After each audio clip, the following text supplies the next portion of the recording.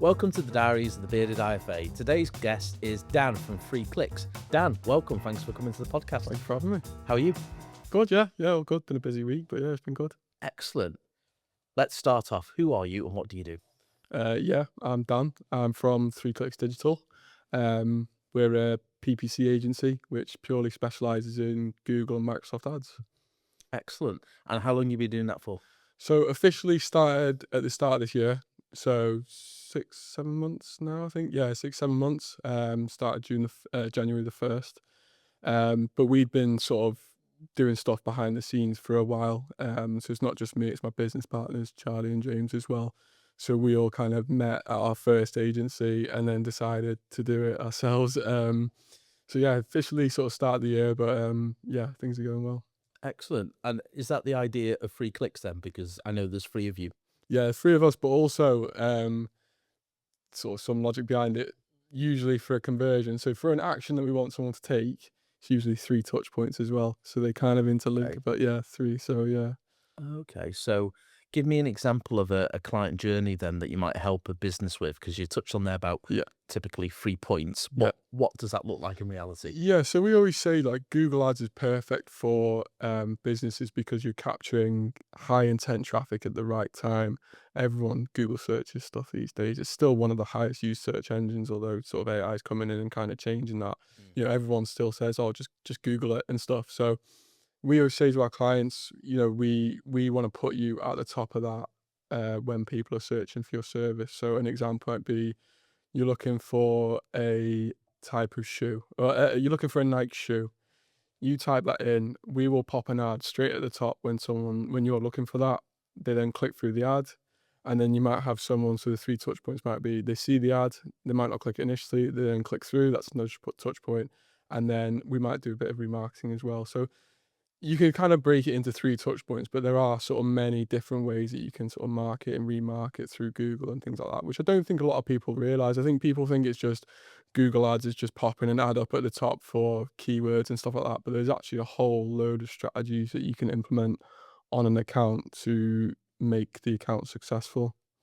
Well, okay. Is this why then you might be on Google, you might be saying, find me a local plumber, and then you might be on a completely different website. It could be on booking.com, and there's like an affiliate sort of advert that pops up for a plumber Yeah, in your local area. So yeah, it's not just the Google page, it can be other people's pages yeah, that you definitely. show up on, yeah. Yeah, And is that definitely. part of that sort of seeing a business 3 times before you act on it? Yeah, definitely. Yeah. So, I mean, obviously, it kind of all interlinks with other platforms as well. And obviously, you've not just got Google, you've got some other platforms. But you're right. It's sort of hitting people at different touch points and making sure you're remarketing to them and, you know, sort of, I don't say stalking, but following them a little bit around the internet to make sure that they get in touch with you guys. So, Yeah, we're not recommending no, we don't recommend that. We don't do that either. Well, excellent.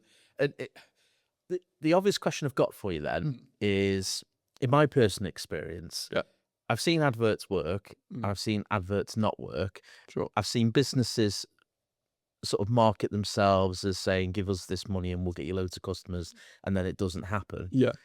How do you sort of police that? Because I suppose like in any industry, there's good press and bad press Definitely. on a certain way of doing business. Yeah. What's your take on sort of paid adverts? Yeah, so we come across a lot of businesses that I've worked with agencies in the past, and it's actually one of the reasons why we started our business in itself, because we see a lot of businesses who have done adverts in the past and maybe the account manager that they had hasn't been completely transparent for them, or they've been sold something on the sales call that actually when you get onto the ads itself isn't going to be possible.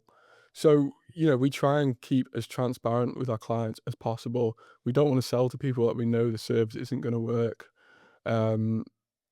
Yeah, so we just try and make sure that we sort of educate them and tell them, listen, this is what you might get, but it's an if, you know. Yeah. But you know, there's data that we can show them, there's reports, there's strategies that we can implement. One of the great things that we kind of learn, all 3 of us, in working with working at our previous agency is we work with such a range of businesses. We work with businesses who could spend 10 grand a month on ads to businesses who could only spend sort of 500 quid. So you'd have to come up with creative ways of how you can sort of budget that ad spend to be able to reach a business's objectives with it. I suppose that's the benefit then, is that it can be budget driven. So Yeah. if you've got a budget of £1,000 a month, you can tailor a package around that outlay. Yeah, yeah, definitely. Yeah, it's all about sort of speaking to the client and finding out what they want to do, and then also saying, well, you want to do this, but we can get you kind of halfway there. But if you do want to try and get to that point, maybe this is where you'll have to go with it. So it's also just having that communication, transparency with the client. And do these ads change over time in your sort of experience? Yeah, that's a really good question. So Google Ads as a platform has changed a lot in the past, sort of even when I started, which was 5 years ago. You've got things like AI and one of the campaigns which was new when I was started off was called Performance Max, which is all algorithm based. It's all data based. But even with AI now, they're trying to bring in more sort of, well, I say like Google trying to say like, give us the control, let us do it, and we'll do it all for you and stuff like that. But we always make our clients aware of actually Google are trying to get you to spend money with them. Yeah. So you got to be They've got an careful. actual conflict of interest, Yeah, because like you said, they're trying to take the money off you. literally, yeah. So we always say just be careful because I've seen clients who have Google reps ring them up and they're like, oh, well, you need to up your budget. You need to put it to a Performance Max or an AI Max and let the algorithm and Google do it for you. You just need to be a bit careful because you'll end up spending 30, 40 quid more than you thought you would. So actually, this is one case where AI can work against you, because maybe, these adverts are trying to be too clever and too broad, and they don't really get what you're trying to achieve as a business. Yeah, I Is mean, that fair? I put a post out on LinkedIn a couple of days ago which said that AI is great, but you wouldn't let AI just have access to your open wallet and just kind of spend it how they think. And it's the same with Google. You wouldn't let Google just have you open to your wallet and just spend it how you want. So you do have to be careful, and like you said, there's a natural sort of um, yeah, Conflict. conflict. Yeah, a natural conflict of interest there because they do want you to spend money with them. Yeah, I get that. Interesting. Mm. How do you think AI will continue to change? Because I know when you're going to Google now, Yeah, let's say you type something in, it tries to give you an AI answer first and foremost now, yeah, doesn't it? yeah, yeah. How do you think it's going to change going forwards for businesses? Yeah, I think to be honest, a lot of what I think is going to happen is more website based. So I think it's all going to be contextual. So your website's got to have really good, clear context of who you guys are, what you do, how you help people. I think that's always been important, to be fair, but now more than ever. And do you think something we've focused on over the years is regular content as well, relevant, Yeah, updated, so yeah, there's always fresh stuff on the website? yeah. I'm guessing that'll continue to be a Yeah, bigger definitely. part. Same with ad copy.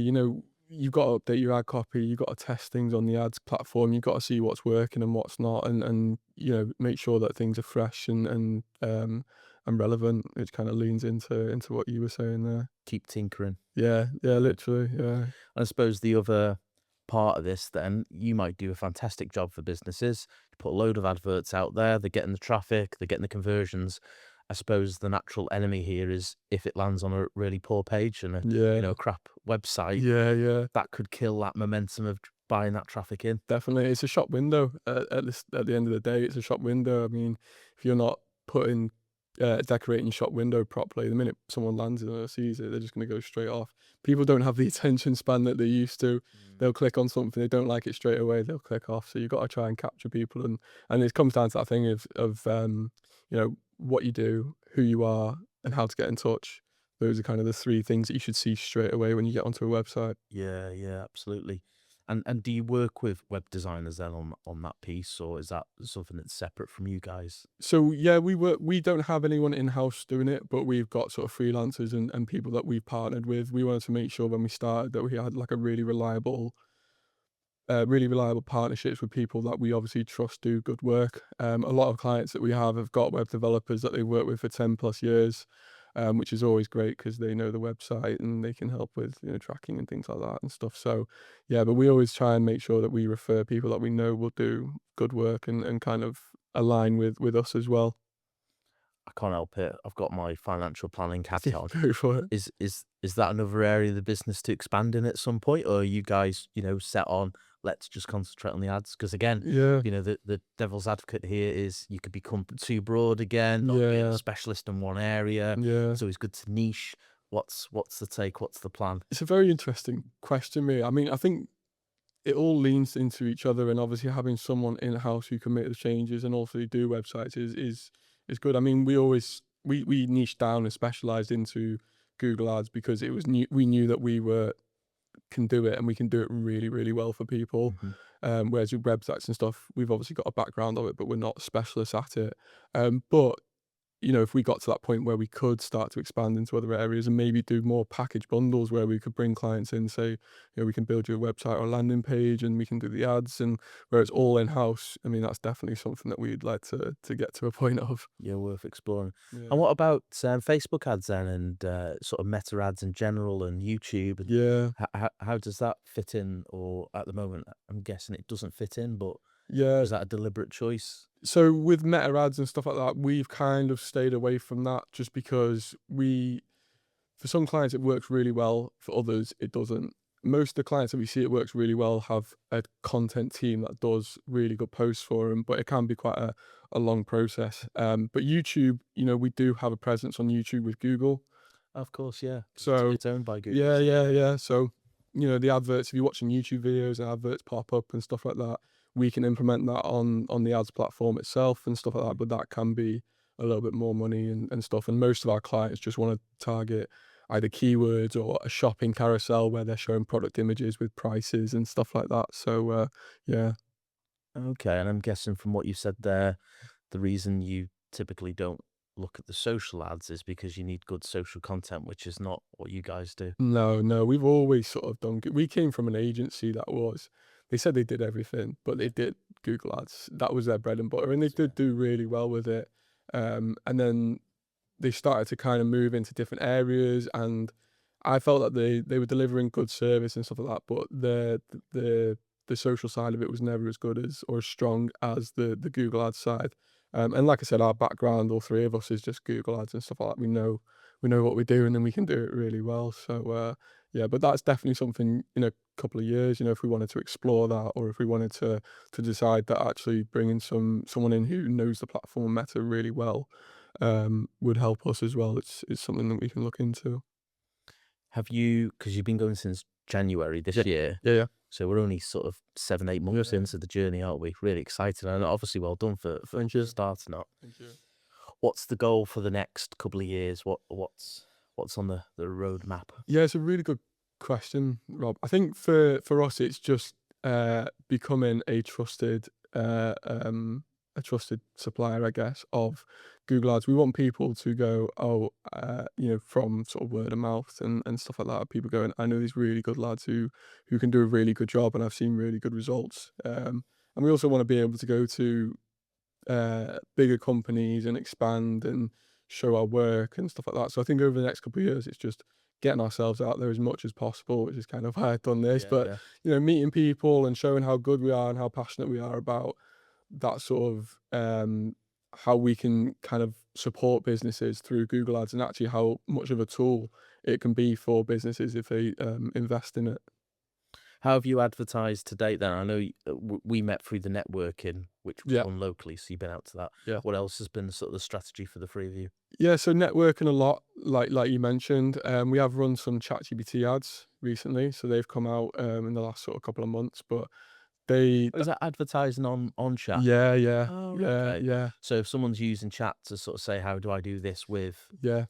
adverts? It's interesting. It's more so they've created their own ads platform. So now if you typed in, oh, what's the best digital marketing agency in North Wales, they might pop an advert up for us or another. But Is that very well known? Because I'll be honest, I wasn't quite aware of that. it's just come out in the last couple of months. They kind of had a beta testing of it, and then agencies were allowed to sign up. And then now I think they're letting more and more people sign up because it's making them loads of Yeah, I money. bet, yeah. Yeah. But we found that it's in such an infancy stage in terms of what you're able to do, the data you get back, a lot of the tracking. It's not viable for sort of maybe some of the businesses that we work with. We've given it a go. We put some money into it. It wasn't the best that we got out, but we thought, try to Give it see. a go. Yeah, exactly. See what Yeah. see what it's like. But I think in the next couple of years, that'll be another one where people will Want be to like, watch, yeah. yeah, I definitely imagine the price is going to continue to increase, like, because Google Ads can be very expensive for can be. certain keywords, can't Yeah, yeah, definitely. Yeah, and that is one thing we noticed. We set a campaign budget, I think, of 15 quid a day, which is the maximum, the minimum, sorry, that you can set for ChatGPT ads, they? Right. and it spent 40 quid in one day. And we were like, well, we've set 15 quid. So Yeah. it's definitely some, God, if you didn't look at that for a I few know, weeks, it could quickly add up. I know, yeah, that's what we were thinking. But yeah, luckily James caught that. But yeah, Yeah. so yeah, it's definitely going to be one of those things that agencies are going to bring to the table. Is like ChatGPT ads and what we can do and stuff like that. So Definitely, because so many people are just downloading the free app on the phone, aren't they, and using it as a tool. And if you're only a light user, it doesn't cost you anything, does it? yeah, exactly. Yeah, I think people are now using it for everything. I mean, I know people who don't even go to Google anymore. Everything is just done through True that, ChatGPT, and they speak to it all the time now. You know, with the voice, they're just asking loads of questions and stuff like that. So it is crazy. It's strange times, isn't It it? is. It is. It's all moving very quickly. I think very, very quickly. Yeah, I agree. It does feel that this pace of innovation and change is so quick, isn't it? I suppose, if you go through history, it's not the first time it's happened with sort of the steam engine, industrial Sure. revolution. I Yeah, suppose it's yeah, happened before, but yeah. maybe not in our generation. Although Mm. we had the internet, which Yeah, I've heard about that when the internet bubble popped or something like that. Yeah, that Oh, came around. see, you're quite a bit younger than me, aren't you? Yeah, So yeah. you probably don't remember dial-up. No, No, no. amazing. The fact you don't remember dial-up, I love that. Ace. What's the hope then? You're 5 years down the line. Yeah, You mentioned you wanted to be trusted, yeah. which I love. I think any business that should always be up there. Especially if they're a service business as well. 100%. Yeah, You should always be a primary goal to be trusted, because I think a lot of success follows after that. yeah. What else would be on the radar? I mean, business wise, I think it's just growing the client portfolio, Growing the team. growing the team, just growing the business. I mean, I don't think we've got set goals of where we want to get to, which is probably something that we have to look at. But yeah, growing the team, growing the business, having a little bit more sort of financial freedom with that as well, which is part of the Always reason a why. good goal. Yeah, exactly. But yeah, just sort of make sure we can grow it as big as we can, but also in the right ways of people trust us and like us, and we're the face of the business, and people want to come and work with us and stuff like that. So yeah, I would 100% recommend having a business plan, yeah, having some targets, yeah, and having steps to those targets, because otherwise I find, even when you're a new business, when you're a startup, I'm a big believer of putting it out there in the universe, say, right, this is what we want to yeah. achieve, these are going to be the metrics. But if you don't have it written down, then which way are you driving? I know. You don't know. So I Yeah, think, and there's three of you, so that would be a really interesting conversation, because yeah, I'm sure all three of you would have different ideas, different goals. yeah, So it'd be worth sort of trying to distill that and saying, right, this is what we're going to try and achieve over 1 year, 3 years, and 5 yeah, years.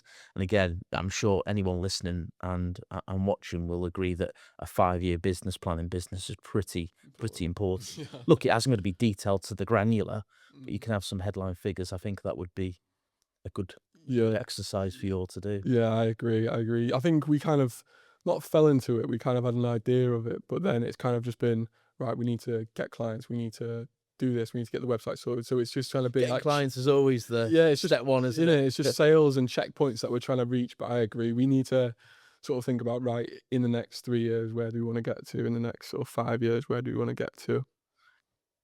What's been, so we talked about the goals. Yeah.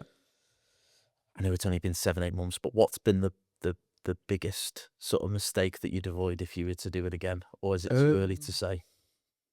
it's a good question. I think Spending £40 on chat one day? yeah, yeah, not far. I think for us, it was just when you're starting a business, everyone's kind of willing to help you out. We got a bit of investment at the start, so everyone was like, "Oh, we can help you with this, we can help you with that, we can help with that," and we really appreciate. But not everyone's got your best interests at heart, so you do have to be smart and take your time and don't rush into anything and evaluate your options before you maybe agree or put pen to paper to anything. That's one thing that we learn. Yeah. Not everyone is. A lot of people do have your best interest in heart, but a lot of people have their interests at heart as well. So you just got to be careful and wary, and obviously just evaluate things and don't rush into anything too quickly. I think we were so keen to get started and so keen to move it forward. sometimes I think we rushed and committed, and we realised actually it's probably not the best move for us at that point. Yeah, you know what? I think that's really good advice because it could be exciting, can't it? Yeah, Especially when at the very beginning something comes along, you think, "Oh, this is great. This yeah, is going to really help us. yeah, It's going to allow us to move forward." But yeah, sometimes you just got to take a step back yeah. and be a bit pragmatic, haven't you? So We're quite enthusiastic lads, so when someone comes along, it's like, "Oh, yeah, this will be it, this will be the yeah. thing," we're like, "Actually, let's just take 5 Going minutes to just." Barbados, Yeah, boys. literally. "We're gonna go book a round of golf in Portugal." Yeah. "No, come on, just relax." So, That's yeah, human nature, though. it is, Yeah, yeah, yeah, good advice. Amazing, Dan. Thank you yeah. so much for coming No, on the thanks for having podcast. me on. Quick 20 minutes, it flies, doesn't it? Yeah, So, no, I haven't. yeah, thanks for joining us, and Yeah, obviously the best of luck with the business, thank you. and please do that business plan. Yeah, I Really will. passionate about them. I So will. thank you, and thanks for listening.